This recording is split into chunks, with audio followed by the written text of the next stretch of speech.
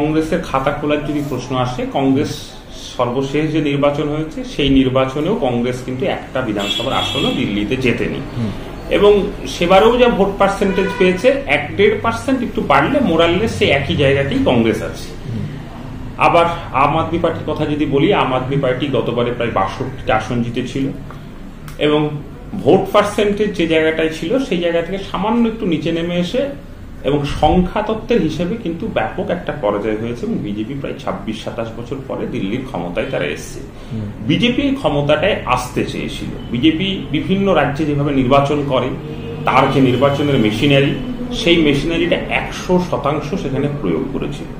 সেক্ষেত্রে তুমি কি বলতে পারো? বলতে পারো যেটা হচ্ছে বিজেপি কেন্দ্রে ক্ষমতায় থাকা, দিল্লির পুলিশ প্রশাসনকে ব্যবহার করা, এবং এই নির্বাচনের অনেক দিন আগে থেকে বিরোধী দলগুলো যে প্রশ্নগুলো তুলেছিল যে সেখানে ভোটার লিস্টের যে কারচুপি, সেই প্রসঙ্গগুলো ছিল।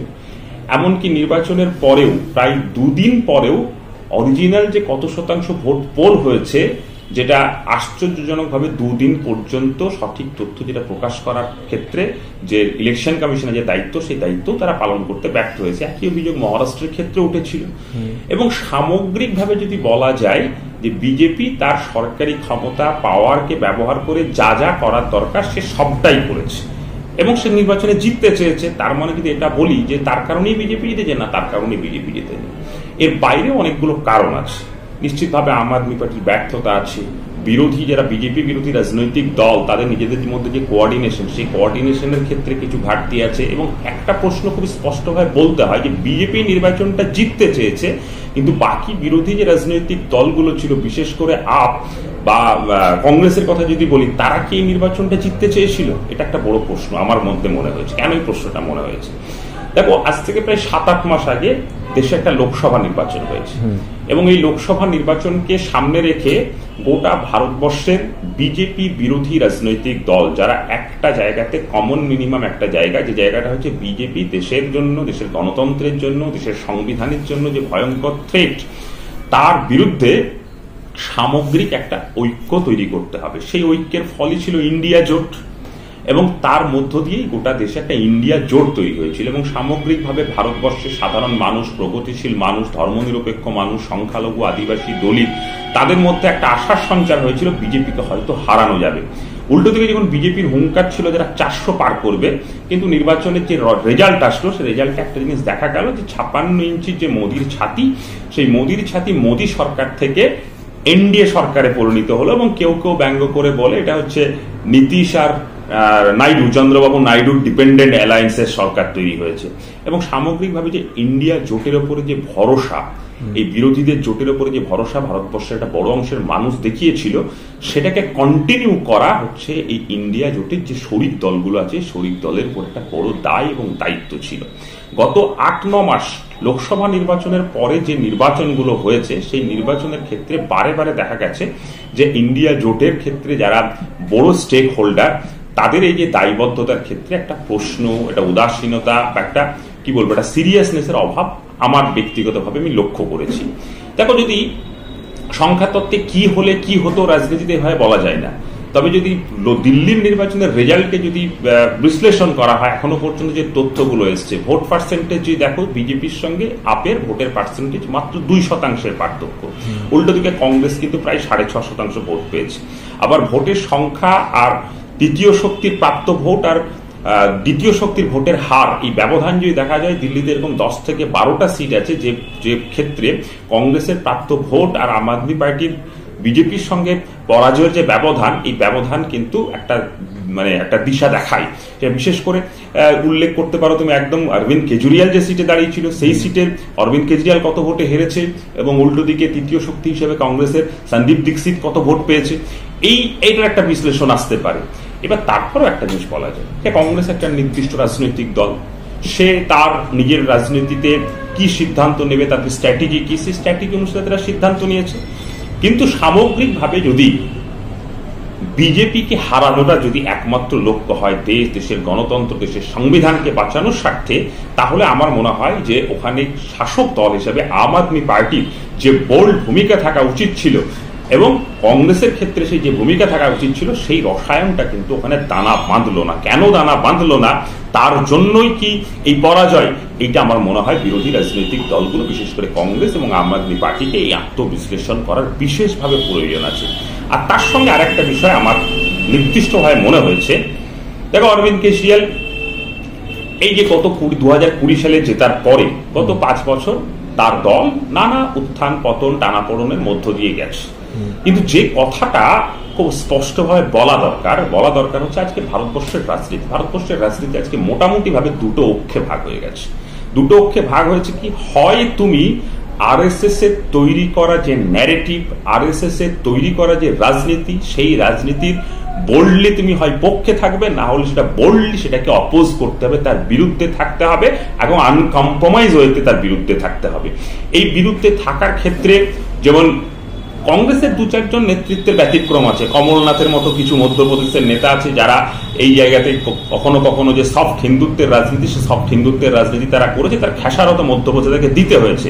কিন্তু সামগ্রিকভাবে কংগ্রেস দল, বিশেষত রাহুল গান্ধীর নেতৃত্বে কংগ্রেসের দল এবং দক্ষিণ ভারতের ডিএমকে এবং সর্বোপরি বামপন্থীদের তো ইতিহাসই তাই যে তারা আনকম্প্রোমাইজ, আরএসএস তাদের যে বিভাজনের বিদ্বেষের রাজনীতির বিপক্ষে যে অবস্থান, এই সবটা মিলিয়ে যখন যে জায়গাটা তৈরি হয়েছিল, এই জায়গায় কিন্তু আমরা লক্ষ্য করেছিলাম যে আম আদমি পার্টির মতো কিছু রাজনৈতিক দল, বিশেষ করে দিল্লি দাঙ্গার পরে, এনআরসিসি এর মুভমেন্টের পরে, যখন বিভিন্ন অ্যাক্টিভিস্টদেরকে যেভাবে বিনা বিচারে ইউএপি এর মতো ধারাতে আটকে রাখা হয়েছিল, সেই সময় যে অরবিন্দ কেজরিওয়াল বা তার দলের যে বোল্ড অবস্থান রাখা উচিত ছিল, সেই জায়গায় তার ঘাটতি ছিল।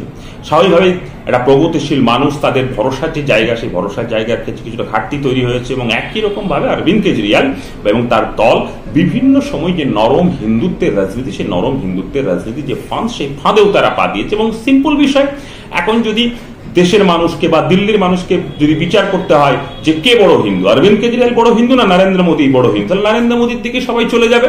তাহলে নরেন্দ্র মোদীর দিকে যদি চলে যায়, তাহলে অরবিন্দ কেজরিওয়ালকে সেই যে বড় হিন্দুত্বের যে মানুষগুলো তারাও যেমন সমর্থন করবে না, এবং একই রকম ভাবে যারা প্রগতিশীল মানুষ বিদ্বেষের বিভাজনের রাজনীতির বিরুদ্ধে দাঁড়াতে চায়, তাদেরও যে আশা, তাদের যে ভরসার জায়গা, সেখানেও কিছুটা ঘাটতি তৈরি হবে।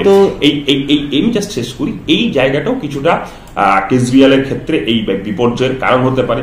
একই জিনিস তুমি দেখতে পারো রিসেন্টলি যদি বলি উড়িষ্যার কথা, উড়িষ্যার যে বিজেডি, সেই বিজেডি কিন্তু তার অবস্থান বিভিন্ন সময় খুব বোল্ডলি অবস্থান ক্লিয়ার করতো না, এবং বিজেডির আজকে যে পরিণাম হয়েছে, এবং একই কথা বলতে গেলে পশ্চিমবঙ্গে যারা আজকে ক্ষমতায় আছে তারাও হয়তো আজকে নির্বাচনে জিতে যাচ্ছে বলে তারা অনেক কথা অনেকভাবে বলছে, কিন্তু তারাও বিভিন্ন সময় যে রাম মন্দির, জগন্নাথ মন্দির বা তাদের যে সফট হিন্দুত্বের রাজনীতি বিভিন্ন সময় যেটা করে থাকে, সেগুলোও কিন্তু আগামী দিনের জন্য খুব ভয়ঙ্কর হতে পারে। তো আমরা মনে করি যে দেশ বিজেপির যে একাধিপত্য রাজনীতির মধ্য দিয়ে একটা খুব কঠিন সময়ের মধ্য দিয়ে চলছে। এই কঠিন সময়ে যারা প্রগতিশীলতার চর্চা করে, দেশ এবং দেশের সংবিধান গণতন্ত্রকে রক্ষা করবার জন্য দায়বদ্ধ, তাদেরকে খুব সিরিয়াসলি এই আগ্রাসনের বিরুদ্ধে রুখে দাঁড়াতে হবে। এই যে নরম হিন্দুত্বের কথা বললেন, সেই নরম হিন্দুত্বই কি তাহলে অরবিন্দ কেজরিওয়ালকে অনেকাংশে ডুবিয়ে দিল?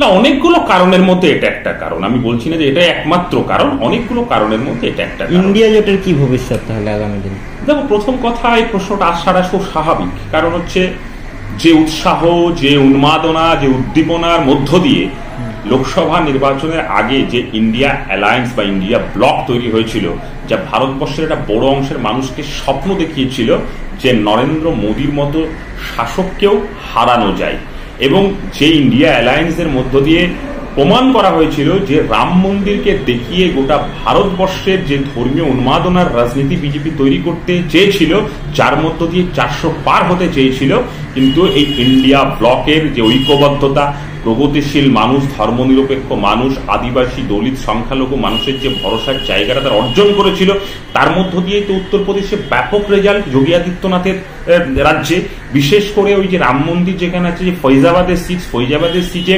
সেখানে অখিলেশ যাদবের দলের জয়, মহারাষ্ট্রের জয়, এবং সামগ্রিকভাবে গোটা ভারতবর্ষ জুড়ে কংগ্রেসের 99টা আসন পাওয়া, আবার বিরোধীদের সামগ্রিকভাবে 200-র উপরে আসন পাওয়া, যা বিজেপিকে একক সংখ্যাগরিষ্ঠতা পেতে দেয়নি। বিজেপি অনেক বছর পরে এসে এনডিএর উপরে ভরসা করতে শুরু করেছে, এটা তো একটা উদ্দীপনা, আশা, আকাঙ্ক্ষা তৈরি করেছিল ভারতবর্ষের মানুষের কাছে যে এটা কন্টিনিউশন হলে যে বিজেপি যাদের কাটেঙ্গে আর বাটেঙ্গের রাজনীতি করে, বিভাজনের রাজনীতি করে, বিদ্বেষের রাজনীতি করে, তার বিরুদ্ধে রুখে দাঁড়ানোর জন্য এটা একটা আনকম্প্রোমাইজ প্ল্যাটফর্ম হতে পারে। কিন্তু খুব দুর্ভাগ্য, আশাহত ভারতবর্ষের একটা বড় অংশের মানুষ লোকসভা নির্বাচনের পরে এই ইন্ডিয়া জোটের, আমি যতদূর জানি ইন্ডিয়া জোটের সংখ্যাতত্ত্বের হিসাবে স্বাভাবিকভাবেই ভারতবর্ষের সব থেকে যে পুরনো রাজনৈতিক দল কংগ্রেস, ভারতবর্ষের বিভিন্ন রাজ্যে তাদের যে অবস্থান, ভারতবর্ষের বিভিন্ন রাজ্যে তাদের যে সাংগঠনিক যতটুকু যা আছে, এখনো পর্যন্ত এটা অস্বীকার করবার কোনো জায়গা নেই যে বিজেপির বিরুদ্ধে যে রাজনৈতিক দলটি সব থেকে ভালো লড়াইটা দিতে পারে, যদি তারা দিতে চায় তাহলে সেটা হচ্ছে কংগ্রেসই। এবং কংগ্রেসও আসন সংখ্যা হিসাবে এখন পার্লামেন্টের সব থেকে বড় দল এবং তাদের সর্বোচ্চ নেতা রাহুল গান্ধী বিরোধী দলনেতা। এবং রাহুল গান্ধী যেভাবে রাজনীতিটাকে বোঝে, নেহেরুর ভারতবর্ষ যেভাবে নেহেরুর থটের মধ্য দিয়ে ভারতবর্ষ এগিয়েছিল, সেই ভাবনা চিন্তার সঙ্গে অনেকটা তার সিমিলারিটিও আমরা খুঁজে পাই। সেই জায়গায় দাঁড়িয়ে থেকে রাহুল গান্ধীর উপরে একটা হোপও ছিল এবং সে সবাইকে নিয়ে ইন্ডিয়া জোটের নির্বাচন পরবর্তী যে পরিস্থিতি, সেই পরিস্থিতি তারা আরো ভালোভাবে সবাইকে নিয়ে এগোতে পারবে, চলতে পারবে। কিন্তু সেই জায়গাটা একটা ঘাটতি লক্ষ্য করা গেছে এবং ঘাটতি লক্ষ্য করা গেছে বলেই সাম্প্রতিক কালের বেশ কিছু নির্বাচনে যে তথাকথিত, যদি ইন্ডিয়া ব্লকের কথাই বলি, বা বিরোধী রাজনৈতিক দলগুলোর নির্বাচনী যে সাফল্য পাওয়ার সম্ভাবনা ছিল, প্রত্যাশিত ছিল, সেটা কিন্তু ভারতবর্ষের মানুষের কাছে যে আশা আকাঙ্ক্ষা, সেই আশা আকাঙ্ক্ষাকে অনেকখানি ঘাটতি হয়েছে, ডুবিয়েছেও বলা যেতে পারে। দিল্লির নির্বাচনে বিজেপির জয় আগামীতে 26-এর বিধানসভা নির্বাচন বাংলার ক্ষেত্রে কতটা প্রভাব পড়তে পারে? দেখো, এটা এভাবে বলা যায় না। দিল্লির যে রাজনীতি, দিল্লির আর্থসামাজিক পরিবেশ, দিল্লিতে যারা বসবাস করে তাদের রাজনৈতিক ইস্যু, সেগুলোর ওপরে দিল্লিতে ভোট হয়েছে এবং সেখানে বিজেপির যে সাংগঠনিক শক্তি সেসবগুলো কাজ করেছে এবং তার মধ্য দিয়েই যে দিল্লির ভোটে কি হলো না হলো, তার মধ্য দিয়ে পশ্চিমবঙ্গের ভোটের জয় পরাজয় ফলাফল নির্ভর করবে, এটা আমি মনে করি না। একটা জিনিস হতে পারে, সেটা হচ্ছে কি, দেখো আমি একটা জায়গায় জিতেছি, আমি একটু এনার্জি পেয়েছি, সেই এনার্জি নিয়ে 26-এর নির্বাচনে আমি আবার হয়তো লড়াই করবো, সেই এনার্জিটুকুই হতে পারে। কিন্তু বাংলার আর্থসামাজিক বাস্তবতা রাজনীতি, এটার সঙ্গে দিল্লির আর্থসামাজিক বাস্তবতা রাজনীতির সঙ্গে কোনো মিল নেই। এবার যে প্রশ্নটা আসতে পারে যে তৃণমূল এটা নিয়ে কি ঘাবড়াচ্ছে কিনা, বা তৃণমূল এটা নিয়ে কি ভাবছে, তো এটা খুবই স্পষ্ট কথা। পশ্চিমবঙ্গে নির্বাচন 2026 সালে সর্বশেষ যে নির্বাচন হয়েছে, সেই নির্বাচনে তৃণমূল কংগ্রেস ব্যাপকভাবে সংখ্যাগরিষ্ঠতা পেয়েছে। আবার সংসদীয় গণতন্ত্রে বিরোধী দল হিসেবে বিজেপি প্রায় 77টা আসন নিয়ে বিধানসভায় প্রবেশ করেছে এবং সেই জায়গায় দাঁড়িয়ে থেকে যে 2021 থেকে 2026 সাল পর্যন্ত বাংলা সাধারণ জনগণের কাছে বিশেষভাবে যেমন শাসক দল অ্যান্সারেবল, প্রশ্ন তাদেরকে দিতে হবে, উত্তর দিতে হবে, এবং একই রকম ভাবে 77টা আসন নিয়ে যারা বিধানসভায় প্রবেশ করলো তারা বিরোধী দল হিসেবে কি ভূমিকা পালন করলো তাদেরকেও পশ্চিমবঙ্গের মানুষের কাছে আনসারেবল, তাদেরকেও প্রশ্নের উত্তর দিতে হবে। কিন্তু এখন পশ্চিমবঙ্গের ফ্যাক্ট কি? ফ্যাক্ট যদি আমরা দেখি, শাসক দলের কথা আমি বাদই দিলাম, বিরোধী দলের কথা যদি প্রশ্ন শুরু করি আগে, বিরোধী দল যারা বিজেপি, সেই বিরোধী দল তারা নিজেরা জানে না যে তাদের এখন পর্যন্ত 77টা বিধায়ক থেকে এখন কোন জায়গায় আছে, 40টা না 50টা না 30টা না আরেকটু বেশি, তারা নিজেরাও জানে না, ইভেন বিরোধী দলনেতা নিজেও জানে না। এবং যে বিরোধিতার রাজনীতি এবং পশ্চিমবঙ্গের জন্য যে গঠনমূলক রাজনীতি এবং পশ্চিমবঙ্গ যে রাজনীতিতে বিশ্বাস করে, সেই রাজনীতি করবার ক্ষেত্রে বিজেপির যে অবস্থান গত 4 বছরে আমরা কেউ দেখতে পাইনি। বিজেপির বিরোধী দলনেতাকে যদি বলা হয় সে উন্মাদের মতো রাজনীতি করেছে, তার রাজনীতির একটাই হচ্ছে বিদ্বেষ, বিভাজন, বিষ, হিন্দু মুসলমান, ধর্ম, মেরুকরণ, এটা নিয়ে সে সারা বছর ধরে হাউ হাউ করে চিৎকার করেছে। এবং বিজেপির অন্য নেতাদের মতোই যে বাঙালির যে সেন্টিমেন্ট, বাঙালির যে আবেগ, সেই আবেগকে এর বরাবর বিরোধিতা করেছে। অর্থাৎ একটা বাঙালি বিদ্বেষী একটা রাজনৈতিক দল এবং তার নেতা হচ্ছে কিছু উন্মাদ এবং তারা নিজেদের মধ্যে লড়াই ঝঞ্ঝাট করতে ব্যস্ত, আর মানুষকে খেপানোর জন্য তারা সবসময় এই বিভাজন আর বিদ্বেষের রাজনীতি করেছে। সামগ্রিক যে বিরোধিতার রাজনীতি, সেই বিরোধিতার রাজনীতি তারা করতে পারেনি। উল্টো দিকে মানুষের কাছে প্রশ্ন আছে, তৃণমূল কংগ্রেসের বিরুদ্ধে যদি অনেকগুলো অভিযোগ তোলা যায়, তার মধ্যে সবথেকে বড় অভিযোগ কি?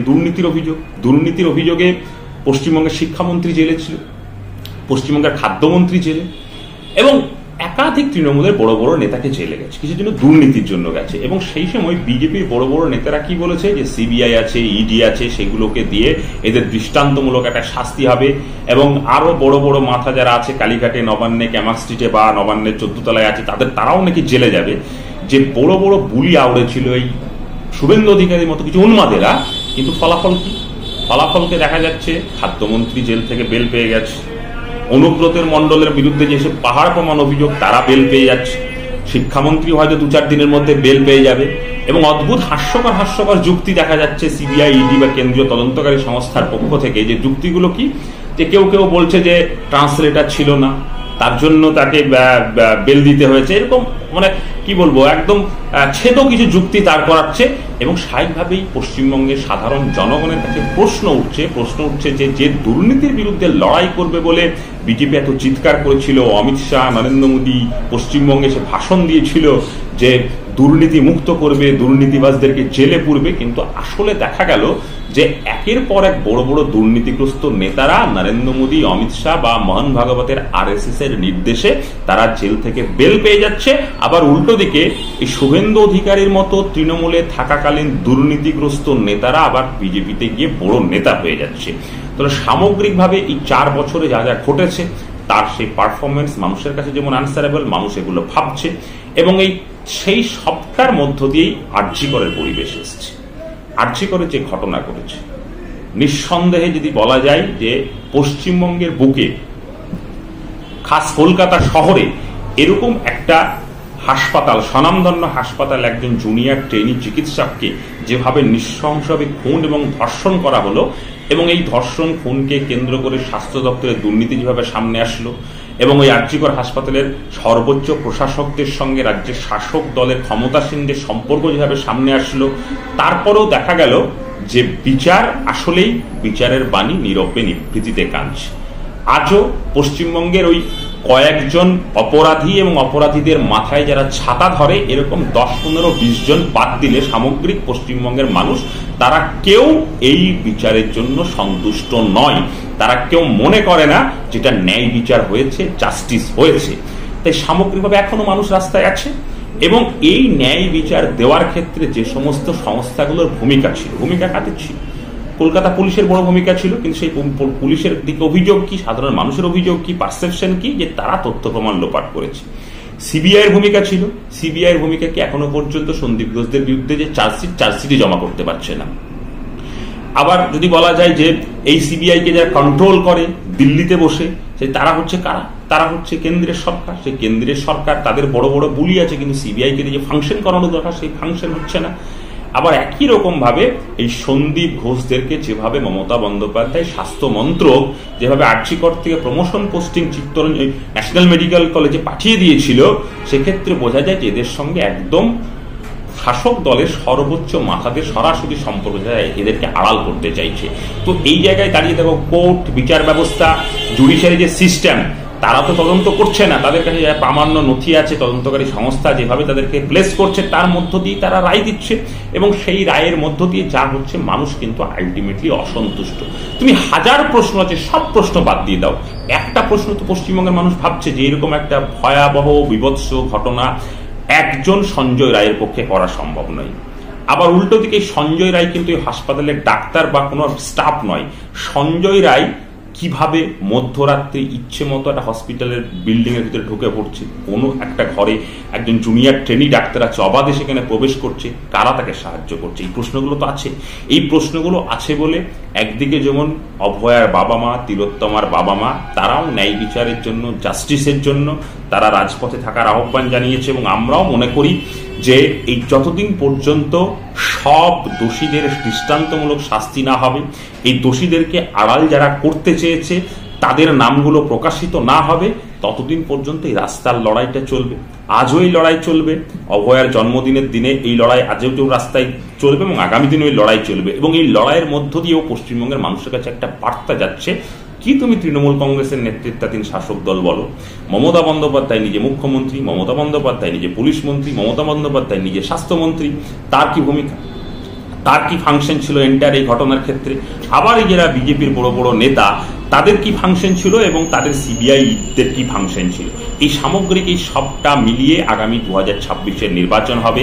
যে 2026-এর নির্বাচন পশ্চিমবঙ্গের শুভবুদ্ধি সম্পন্ন জাগ্রত বিবেক তাদের কাছে এই পশ্চিমবঙ্গের শাসক দল তৃণমূল কংগ্রেস এবং সংসদীয় গণতন্ত্রের সংখ্যার নিরিখে যারা 77টা আসন পেয়ে বিরোধীদের দায়িত্ব পেয়ে দিয়েছিল মানুষ, সেই তাদেরকেও প্রশ্নের উত্তর দিতে হবে এবং তার মধ্য দিয়ে যে নির্বাচন হবে সেই নির্বাচনে আমরা বামপন্থীরা খুব স্পষ্ট ভাষায় বলছি, আরজিকর থেকে যেমন শিক্ষা নেবে বাংলার মানুষ, আরজিকর থেকে উপলব্ধি করবে, অভিজ্ঞতা সঞ্চয় করবে গত 4 বছরে বিজেপি এবং তৃণমূলের রাজনীতি এবং তাদের একে অপরকে বাঁচানোর যে রাজনীতি, যে সংস্কৃতি, দুর্নীতির যে ককাসকে বাঁচিয়ে রাখার রাজনীতি, সবটার মধ্য দিয়ে তারা শিক্ষা নেবে এবং সবটার মধ্য দিয়ে অভিজ্ঞতা সঞ্চয় করবে এবং আগামী নির্বাচনে আমাদের যে অবস্থান খুব বোল্ডলি ক্লিয়ার অবস্থান যে পশ্চিমবঙ্গের রাজনীতিতে তৃণমূল কংগ্রেস এবং বিজেপি এই দুটো শক্তির বিরুদ্ধে সর্বোচ্চ যে লড়াই, সেই লড়াইয়ের মধ্য দিয়েই আমরা 2026-এর নির্বাচনে যাব, মানুষের কাছে পৌঁছাবো এবং এই কথাগুলো আমরা সামনে তুলব এবং আমি বিশ্বাস করি পশ্চিমবঙ্গের সাধারণ মানুষ যাদের অভিজ্ঞতার মধ্য দিয়ে যা যা তারা দেখতে পাচ্ছে তার মধ্য দিয়ে বিজেপি এবং তৃণমূল দুটি রাজনৈতিক দল তারা নিজেদের মধ্যে যে নাটকের মঞ্চস্থ করে লড়াইকে মানুষকে দেখানোর চেষ্টা করে বারবার মানুষকে বোকা বানানোর চেষ্টা করেছে, এবারে হয়তো সেই কাজটা হবে না।